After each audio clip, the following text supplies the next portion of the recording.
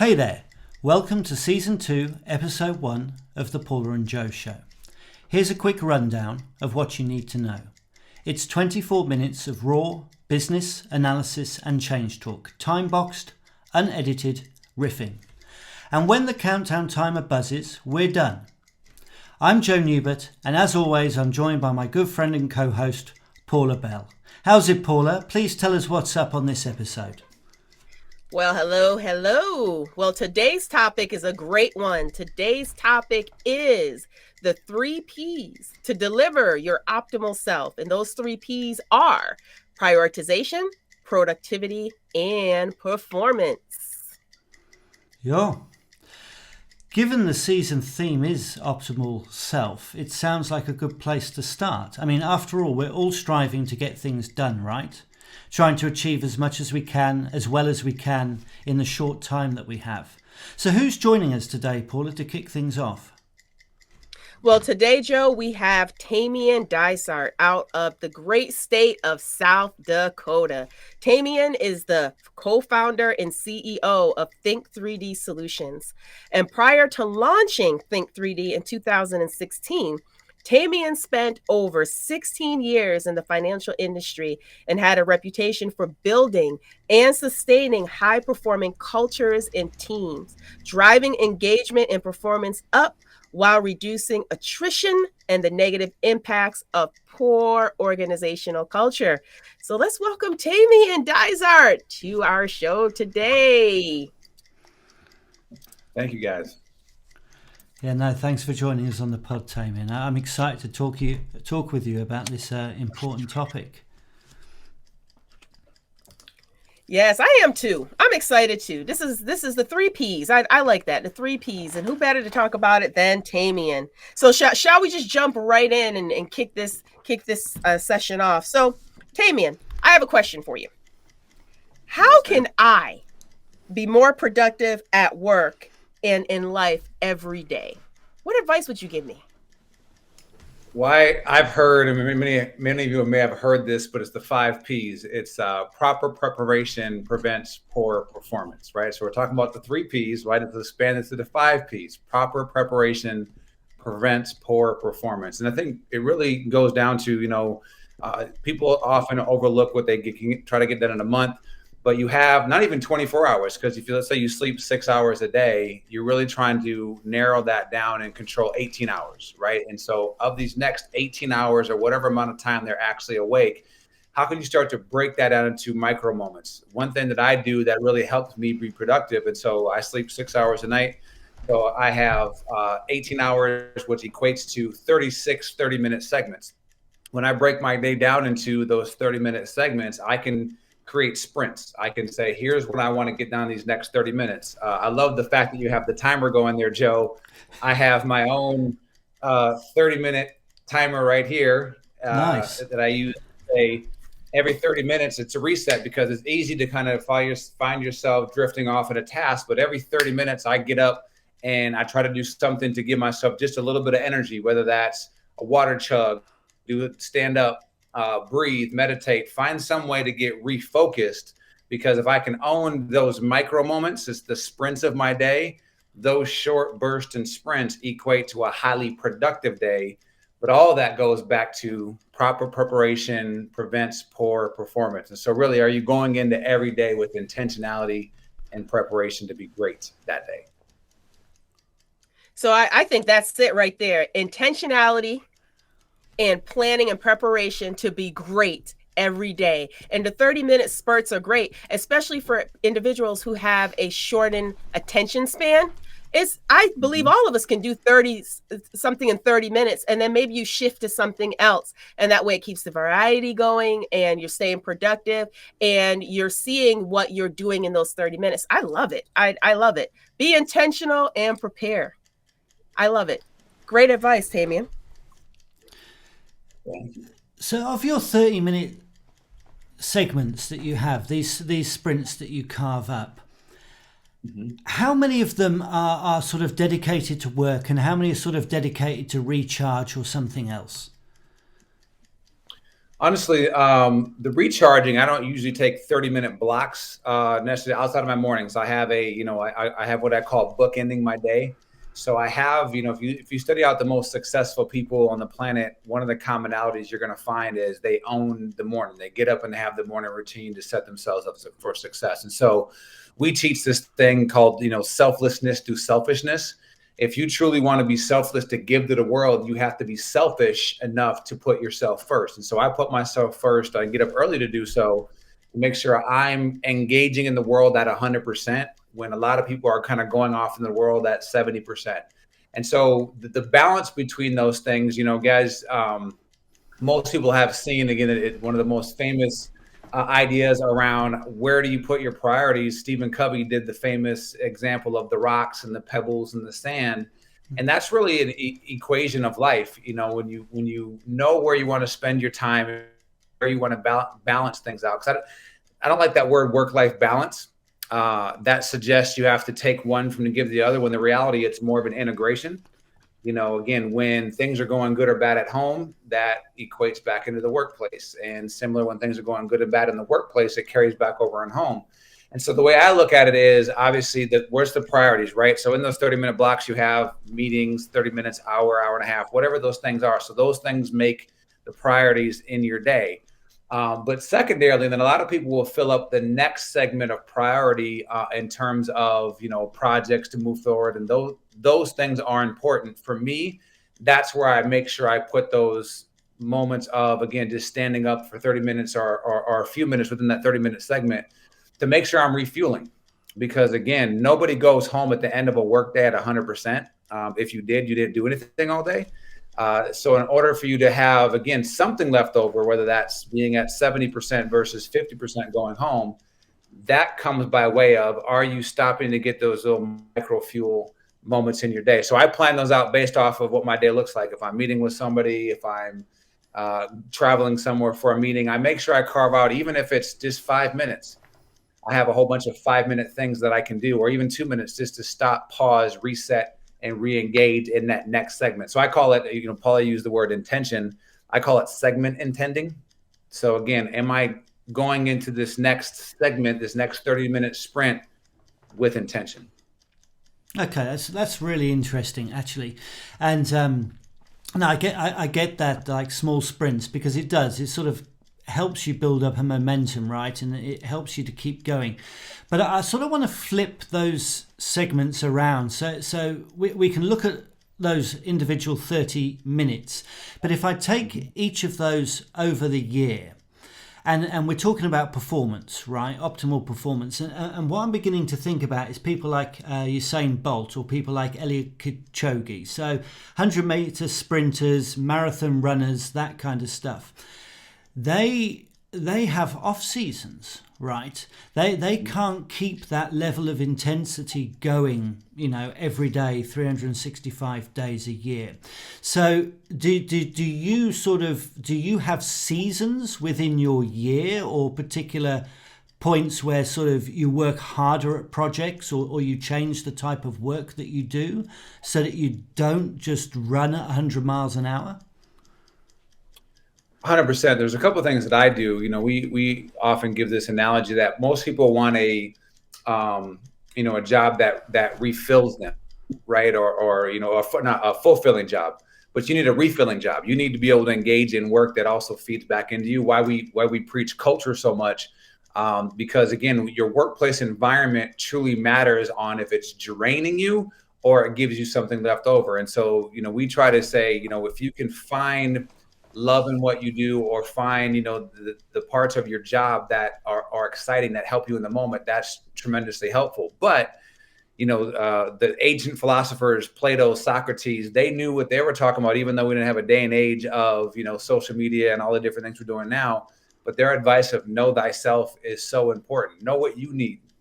For me, I do an annual thinkcation, or now I'm kind of getting to this place of a semi-annual thinkcation. And that's just me getting away for 3 days by myself. A month ago, I was in Laguna Beach, California, by myself, going deep in my thoughts. This wasn't a vacation where I was just unwinding. I was spending time with, how do I improve to the next level? Travel is my big, unwind. So I work really hard, but then my goal this year, I'm going to leave the state of South Dakota 12 to 15 times this year. And so I can work hard 60 hours a week, knowing that I'm going to have the moments to get away with the family or just those moments by myself. And so I really pack my entire 168 hours. I love the name of the podcast, right? The 168 hours. I try to pack that in with things that give me fuel throughout the week, knowing there's going to be things you don't want to do. So I really construct my life to have, if you can call it that, balance, to have those things intentionally implanted to make my life successful. So you called it Craft Your Life. I've been reading a couple of books, and it's the same principle of designing your life, right? Like you actually have a choice, sort of the work that you do, when you do it, and you perhaps have a little more freedom in choice than you're led to believe, perhaps, by employers and working inside organizations and things like that. And it's hard.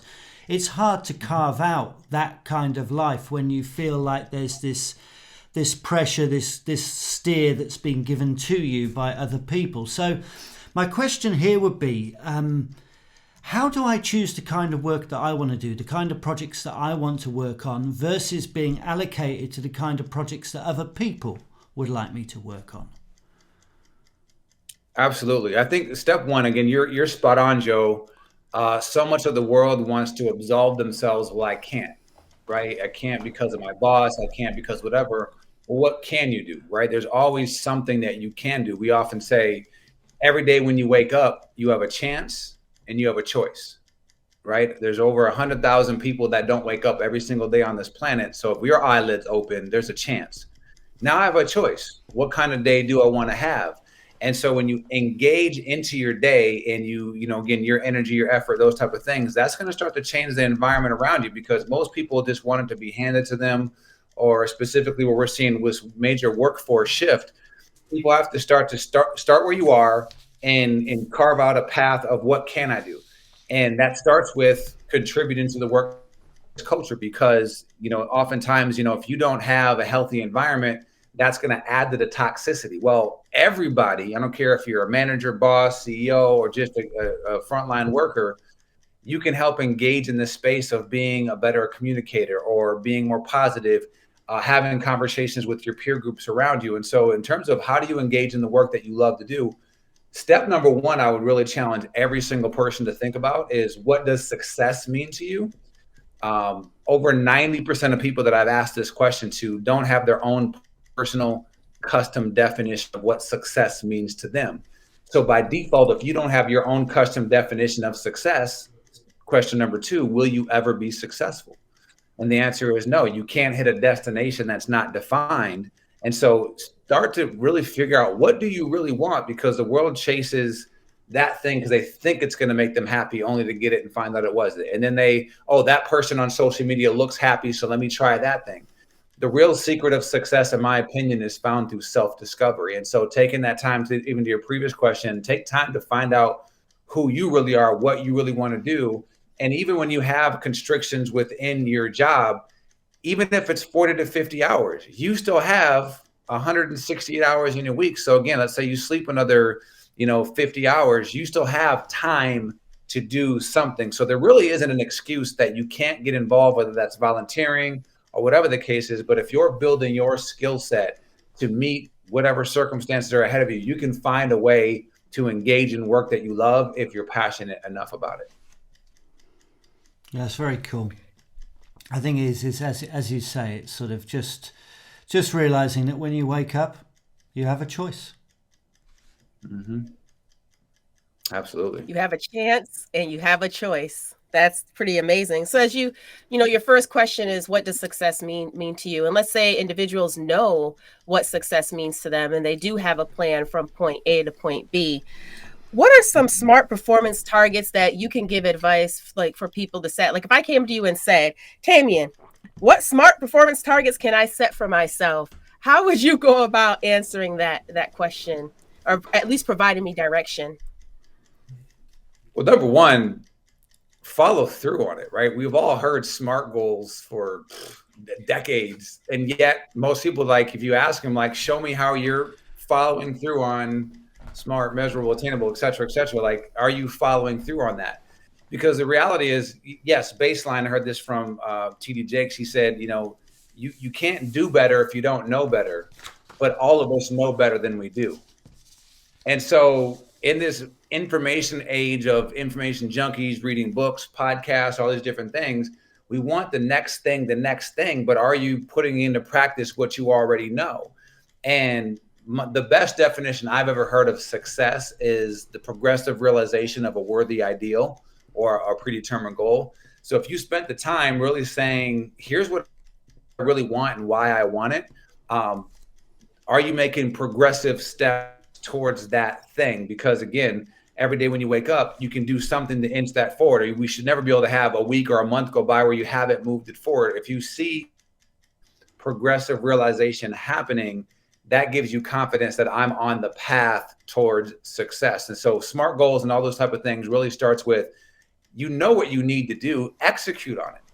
And once you execute on that thing, that gives you confidence and gives you momentum. So many people don't give themselves a chance to build momentum towards the goals that they say they want or the things they're trying to achieve because I tried it. Well, people that are really successful, it's not I'll see if it happens. It's an until thing. And so if it doesn't have your heart, it's not a real burning passion and desire. Keep finding what that thing is that you're willing to jump through hoops and jump through walls to make it happen. So really, all of us know way more than we're actually doing.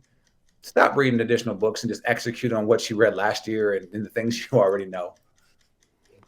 Yes, I agree. So the execution on the things that you know. Would you also say that accountability plays a part in that as well? Not only being accountable to yourself, but maybe having other people hold you accountable to help you follow through and execute. Because a lot of times I hear from people, yeah, I have my goals and I know what I want to do, is actually doing them and staying motivated throughout the days to do it. So what are your thoughts on the accountability of that follow through?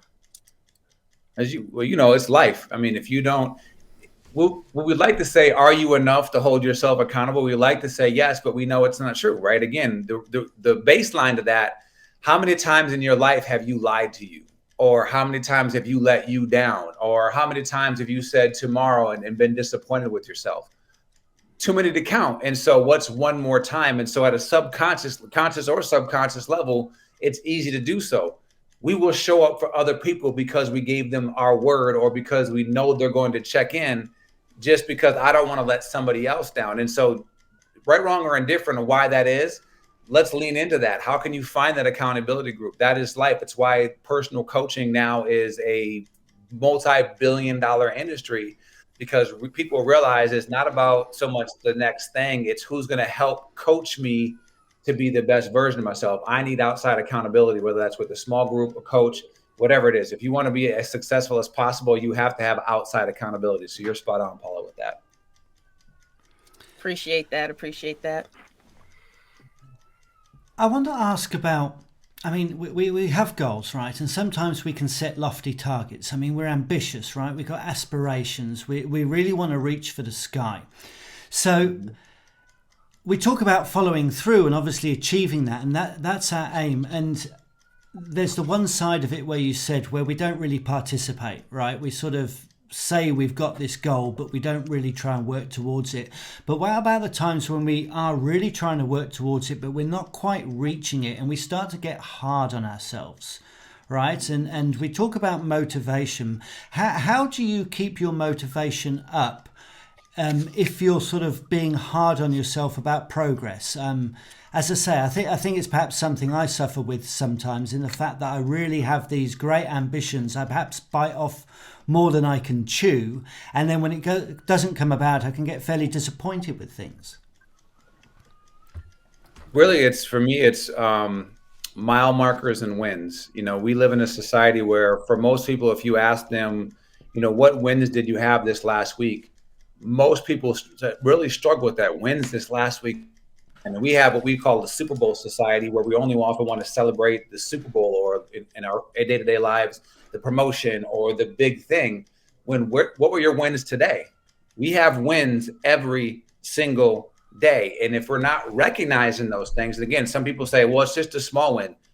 I don't believe in small wins. A win is momentum. Now there's big wins, 100%, but any win that you had, if you read the book that you were supposed to, or followed through on something that you said you were going to do, that's a win. Wins pile up in terms of momentum. And so think about the last long car ride you took. Here in South Dakota, across the state's about 5-6 hours. It's a very flat state, so it's not a lot to look at. And I would say it's much more manageable because you have the mile markers. Again, I moved into the mile. And so often when you have these big, ambitious goals, if you don't have those mile markers to show, yes, I'm not at the destination yet, but I know I'm 30 miles past where I was. And so you have to have the mile markers. And when you track that, again, now when you want to get hard on yourself, at the end of each day for me, I write, my version of journaling is writing 5 things that I'm grateful for, or things that happen in life. And so I now have this evidence. So when I have that little doubt in my head, I entertain it. I said, okay, let's go into the court of law. Bring your evidence with you. I bring my evidence. I have all these records of all my momentum, all the things that I am doing. I'm like, now you have to go sit in the corner, all that devil on your shoulder, if you would, because though I'm not where I want to be, and that's often when we get focused on that, I have clear and present evidence showing that I am so much further than I wanted to be. Tweaks along the way, 100%. But I make progress every single day, every single week, because I track my days and I track how I'm moving along the journey. Yeah, I like that. And what you reminded me of here is you talked just now about saying, you're going to set your destination, and the theory is that place that you're going to get to is going to bring that level of happiness that you're seeking, right? But the point is to enjoy the journey along the way, isn't it? And not to be unhappy to that point that you think you're going to be happy, which invariably you won't find happiness anyway, because you've shifted something else out by that time. So it's about, as you say, if you can just be grateful for a couple of things a day, then you're enjoying your trip towards this end goal, aren't you? Yes. My first vacation that I took about a year ago was in Mexico by myself. And I heard it was thought that it said, there is no way to happiness. Happiness is the way. And there's so much wisdom in that of again, if you can't be happy along the way, because we've always been there, like where you finally got to the vacation, you got to the place, and it only lasts so long. But when you can learn, like, again, when you're anticipating the vacation along the way of buying that bathing suit or buying the new clothes for the thing, enjoying the journey all along the way, because a quality life is really what we're all after. And a quality life is really made up of lots of happy moments and happiness and the things that, are fulfilling in life. And so the more you can identify what those things are for you, and then construct your days, your weeks, and plan for more of those things, that's the basis of a great and happy life. Yeah, that's very cool. Very cool. So, Tamien, you mentioned a couple of times how you go away and you do your thinkcation, or you take some time away for either yourself or your family. And so I'm interested, once you figured out that time where you were going to do your thinkcation, what do you do to protect that space so that you can focus better and really optimize that time that you set aside to think, like you stated? Well, obviously, when I have days, I go in with a plan. So it's not just, willy-nilly. Like I have way more I'm trying to think through or get done than I actually do. So having a plan for that. And I think even to the point of like, how do you protect it, even coming back to the day-to-day practices? It's only been about a year and a half that I really got into meditation. In this busyness of all these things happening in our world, we have to create that space to be able to quiet all the noise. The average individual has 60,000 thoughts a day. And so if you don't learn to get away from all the white noise and clear the space to think, you're going to run in one day to the next, week to the next, and then all of a sudden your whole year. And if you ask most individuals, how was their year? It all gets lumped together versus just getting into that state of mindfulness in the moment. One easy tip for people that are in corporate America, if you would, that I found to be very successful is, rather than having 30-minute meetings and 1-hour meetings, shrink it down to 25-minute and 50-minute meetings. When you do that, you still get all the same things done in that time, but also now you created 5 minutes, 10 minutes where you can have some of that white noise and time to really think through these things. There we go. Did the buzzer? The buzzer came in. 24 minutes are up. It's amazing how quickly it flies. Actually, it's been such an enjoyable question.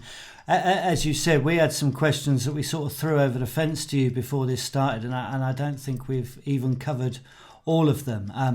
As I find with most episodes, you could probably spend about 24 minutes on each question. But I just want to thank you for joining us on the pod, Tamien. It really has been a mind-opening conversation. And in case we do want to find out more, do you have any resources, any places we can go, perhaps to get more insight on sort of productivity, prioritization, and performance?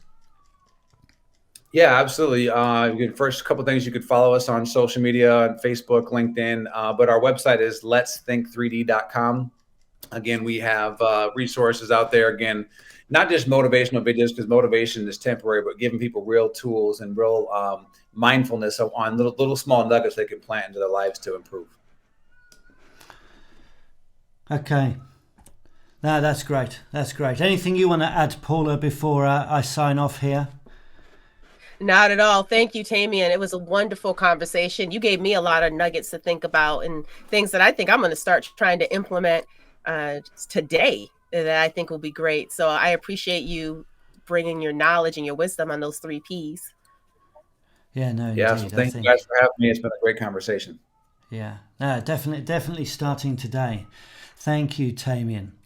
And thank you for tuning in. We appreciate your support. You can subscribe to the Paula and Joe Show on your pod player of choice, be it iTunes, Amazon Music, Spotify, YouTube, and more. If you enjoyed the show, then please help pass the pod by leaving a 5-star rating.